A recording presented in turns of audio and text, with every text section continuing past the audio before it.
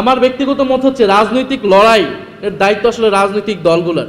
সেই সময় শাপলা এক ভাই বলেছেন যে বিএনপি তাদের সাথে ছিলেন, হেফাজতের সাথে ছিলেন, অবশ্যই সাথে ছিল বিএনপি, কিন্তু বিএনপির ভূমিকা আসলে কিরকম ছিল এইটা আসলে এই সময়ে এসে এটা বিশ্লেষণের দাবি রাখে।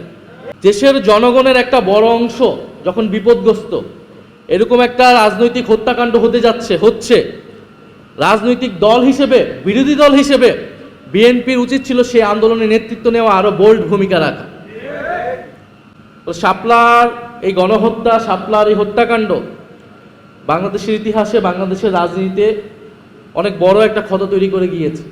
যদি শাপলা গণহত্যাকে সেই সময় আমরা ঠেকিয়ে দিতে পারতাম, সেই সময় যদি যারা এটার জন্য দায়ী, সরকার, রাষ্ট্রযন্ত্র এবং বিভিন্ন রাজনৈতিক এলিমেন্ট, তাদেরকে যদি বিচারের আওতায় আমরা আনতে পারতাম, তার বিরুদ্ধে যদি সামগ্রিকভাবে সমাজের এবং রাজনীতির সকল পক্ষ আমরা দাঁড়াতে পারতাম, তাহলে কিন্তু জুলাই গণহত্যা হতো না। শাপলা গণহত্যাকে কোনো না কোনোভাবে তো বৈধতা দেওয়া হয়েছে, তার প্রেক্ষাপট তৈরি করতে অনেকেই ভূমিকা রেখেছে। ফলে সেই সময় সরকারকে জবাবদিহিতা করতে পারা যায় নাই বলে সরকার জুলাইতে আরেকটা গণহত্যা করার সুযোগ পেয়েছে, সাহস পেয়েছিল। শাপলা হত্যাকাণ্ডের অনেকগুলা ডাইমেনশন আছে, অনেকগুলা মাত্রা আছে।